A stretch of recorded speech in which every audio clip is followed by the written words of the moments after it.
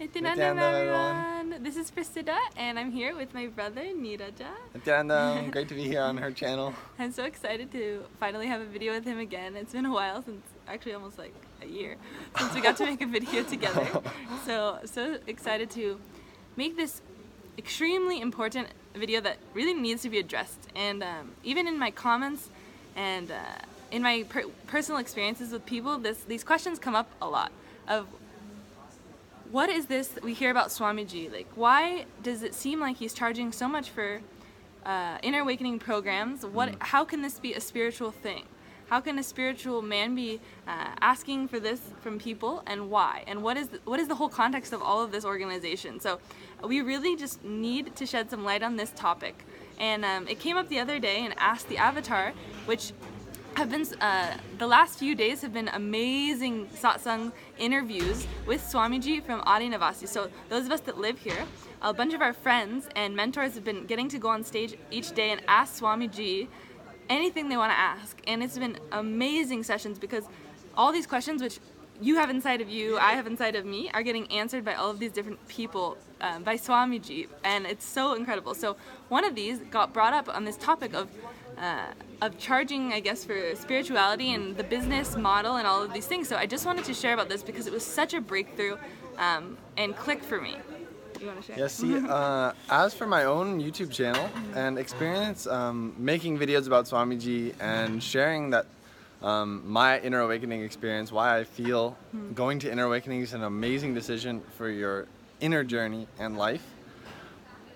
Number one question by far is about the cost of the program.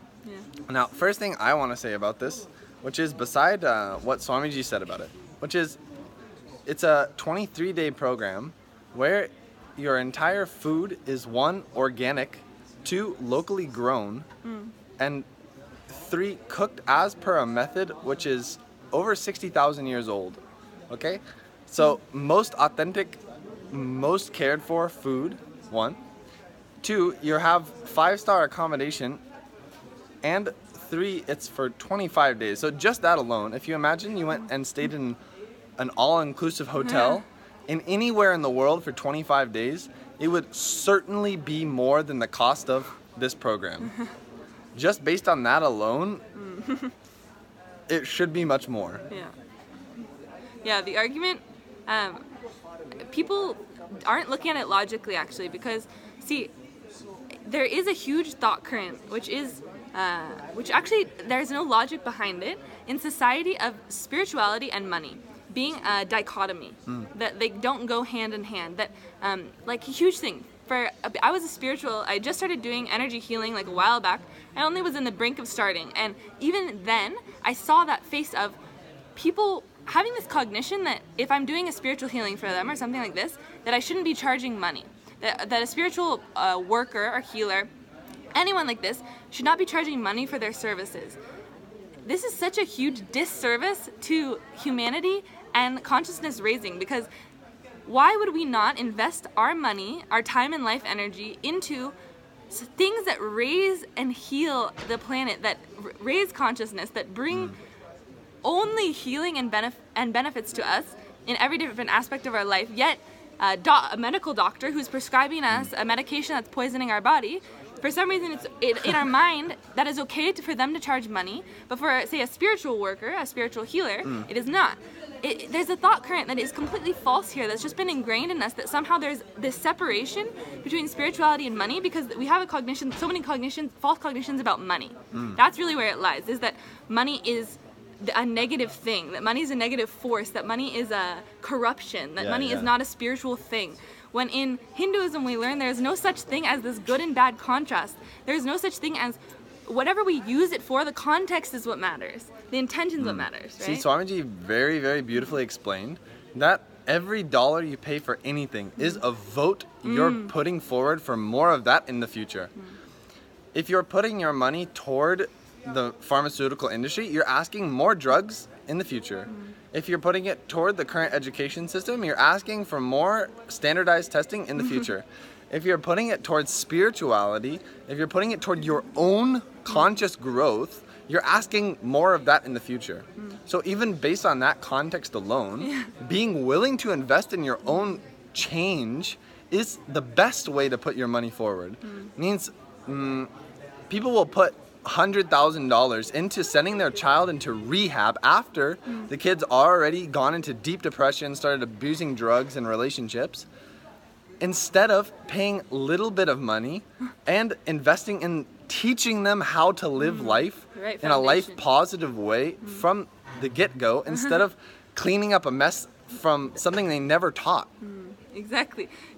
And we have such a large opportunity in front of us with Inner Awakening. And are there other things out there? Of course. The reason we're sharing about Inner Awakening is because I can truly say from my own experience, from Neeraja's experience, from so many, almost thousands of people that I have met that have gone through Inner Awakening, there is nothing like it. Nothing else like it, because the techniques you're given to heal your physical body, to heal your damaging beliefs and thought currents, to heal your mental issues, to heal your emotional disorders, anything like this, to heal your relationships with your family, that's a huge thing also. All of this, I've never seen, the planet Earth has not seen anything like it as Inner Awakening offers, because this is the most ancient solutions in the world, in the planet Earth. And it's so time tested more than anything else that exists. So how could it not be such a potent solution?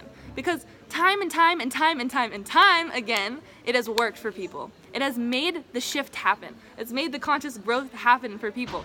These exact solutions, these yogic techniques, this yogic science is being revealed here. This is what the core of Inner Awakening is. So that is why it is just such a incredibly powerful program, which isn't shown anywhere else. And the other side of that is also that it's with, of course, an incarnation. Which, yeah, you can share about. See, like, even just bringing it back to what Prasiddha was saying about Ask the Avatar, which is that Swamiji was giving the answer to this question himself, which is, he was not even giving it directly why I charge for Inner Awakening. He was answering as to, he was showing why and how he doesn't make any money from the organization. See, one, Swamiji makes all education free. Means all knowledge shared by him, at least there's 10,000 plus hours of his discourses available on YouTube channel right now. One. Two, much of that is Inner Awakening sessions itself, which are being published online. Then every book he's ever written is available free online for download. His Gurukul education system here for anyone ages 7 to 21, whether you're from India or anywhere around the world, is completely free. You can come here and live completely free. He will pay for all your food, clothing, stay, everything if you live here as an Adinavasi. He said very clearly, 80% of all my time, life, and energy goes into things which I make free. Freely available to the whole planet Earth. Literally anyone that wants to come. Only Inner Awakening and a couple weekend programs for what, $99 are used as a way to make money just to run the organization. That's all. Do you understand how much, if you think about one, the Catholic Church comes up in mind, to run a global international organization which is trying to reach out and meet the needs of hundreds of thousands of people, the amount of money they have or need to do that is unbelievable. I mean, they are the richest organization on the planet. That's one. And two, if you think about like yoga, how much yoga classes or like a monthly subscription to going to a yoga studio cost in the US. Just the fact that there are, how many yoga sessions are there a day for free here? Like 5 or 6. 5 or 6 yoga sessions of a yoga which is not only the most authentic, but one which is literally like cutting edge, even though it's ancient, is coming back to the world in a massive way. Kundalini Raju Yoga and Shiva Stamba Yoga. These forms of yoga are literally going to be the future of yoga. And right now, the public are going to be able to walk into this auditorium and learn that for free every day. Because Swamiji is not interested in making money. He's just interested in making this knowledge available for the world again. Whatever money he asks for in donation for something which is much more in return to you, that little bit of money is used simply to make it available for other people. Yes. Yeah. So we could continue to go on because there's truly so much basis in this as the truth. There's not any type of logical or emotional argument that really makes any type of sense when you really dig into it, to it being an issue of why inner awakening is a price. Even if you're looking at, I always like bring this up also, this is always my thinking, is even if you look at any type of programs, like for instance, Tony Robbins, huge successful entrepreneur, he gives these speeches all over the world, right? For like a 2-day weekend program, 2 days or 3 days with him is thousands of dollars. Few days. So even if you took a Tony Robbins and added together how much his program would cost for 23 to 25 days of being with him, and not just being with him, then you staying in a hotel with him, you eating every meal with him, you can do the math, okay? So it is not any basis in logic. So please just look at why those conclusions have been drawn in your head, because I understand when we hear it, sometimes it is that our first thought current of why a spiritual thing is a lump sum of money. It doesn't, the way we've been programmed, it seems like something's off, but there's literally nothing off. And to top it off, like Neeraja was saying, I just love to share, there is so much. Actually, pretty much everything is freely available in other programs, in other weekend workshops, in online programs, in online sources like YouTube and the website innerawakening.org, nithyananda.org, and all the amazing content in books Swamiji has put out, in videos and books. So if he was trying to hide this information or make it only available, if you paid money, there would be a different question. But literally, you can get all of this and more without paying anything. So there is nothing being hidden about it. Inner awakening is an experience which every individual should go through, I believe, because it's that time with Swamiji. There's nothing more than you should do it for than getting to that intimate time for over a month, almost a month straight, in the presence of an avatar. There's nothing like it. That's all there is to it. That's why it makes it so special. But the truth about Nithyananda is, if it was a business model he was following, he would be the worst businessman on the planet Earth. Literally, he was talking about this. If he was following a business model, I won't name other gurus out there, but there are a few other westernized gurus who have become really popular. They're Indian gurus, but they've become much more popular in the West. Why this is because they're something called light spirituality.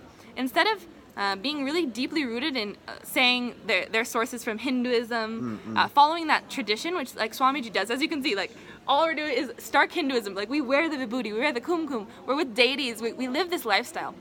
We are sannyasis, we're grihastas, we're living this Vedic lifestyle, and this is what you learn at any program. Any inner awakening is like you get fully immersed in all this. It's like staunch Hinduism. You walk in, and if you don't know about Hinduism, like, you get such a shock, but it's such a warm, inviting, and celebratory space that the transformation it does in you makes you fall in love with Hinduism. So Swamiji doesn't hide from that. Yeah, and it's actually become very normal in the society we live in to make everything PC, right? To make everything politically correct, and to almost whitewash everything we do, whether it's religion, politics, education, is that we always are walking this fine line now, scared to stand for certain tenets or beliefs or acknowledge where things come from. It's actually such a poison, it's such an Achilles heel of our society that we are scared now to even say where the source of things are from. For instance, yoga is Hindu, and yet somehow it's being taught and accepted in mainstream society, saying, oh no, yoga doesn't have religion. You don't have to say that yoga is a religion. Anyone can do yoga, which is true, anyone can do yoga, but it is from Hinduism. At least acknowledge this is where it came from. Correct. Could you imagine if somebody took, for instance, Sunday school or vacation Bible school and said, this isn't Christian, actually I'm going to make it Hindu Islamic, Hindu, and Islamic, and even though we're saying the Bible, we're actually talking about the Quran. Like, no, you can't just do that. Imagine the outrage people would feel, and rightly so, because if you're going to take something, at least acknowledge where it's from. That's all. At least acknowledge where it's from. And what's happening now is that's not even happening. That acknowledgement isn't even happening, and people get drawn into these concepts which are more like don't have a name, you don't have to associate yourself with anything. You don't have to say, oh, this is Hindu, I'm a practicing Hindu. You just like to do a nice gentle meditation, you like to do a nice yogic practice, and that's okay. It's just, Swamiji doesn't do that. And if he did, he would make millions. He would make millions because that's what is attracting people. You all know, you guys watching know, you've probably even yourself, including me, felt a resistance to when people are direct with you, when people are straight with you, telling you where something is from, and following something like that to a T, right? Listen, Swamiji's disciples wouldn't have to make videos about why he's staunchly Hindu and why he's doing what he's doing with the organization if he was doing it in a way to make money. There is no guru who's doing something which is PC, politically correct, or spiritually light, who has to have his disciples explain what he's doing. And it's not that he asks us to do it. It's that this is our choice. This is how we connect with Swamiji. And how we connect with enriching the world is that we just want to share why what's happening is what's happening.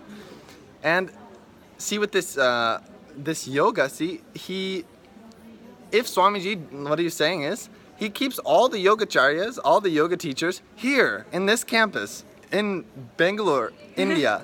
All of the teachers are here. There's no one in the rest of the entire world who is a Nithyananda Yogacharya who's gone out and who has a studio and who's making any money. All of them are kept here just to teach us, our own Adi Nivasis, and all the public who come around here. If he was interested in making money, if he just sent 2 of them, one to New York and one to Los Angeles, and made a yoga studio, how much money he would make is unbelievable. And you see this happening with other organizations. And that's not to say that, we're not saying anything about that. All we're saying is, if he was out to make money, none of this would make any sense. That's all. The pieces don't add together. That's all. There is no business model he follows, and if he did, it would be the worst one that existed. So awesome. It's so awesome to talk about this. I'm just so glad that I have a guru who's more interested in being a guru than a businessman. And I hope you all could catch what we were saying, how the thought current, which he's operating this organization by, is contribution based, not about growing numbers. It's just about growing the number of people's lives who we enrich. How much he can give to the world, how much he can share, that's all.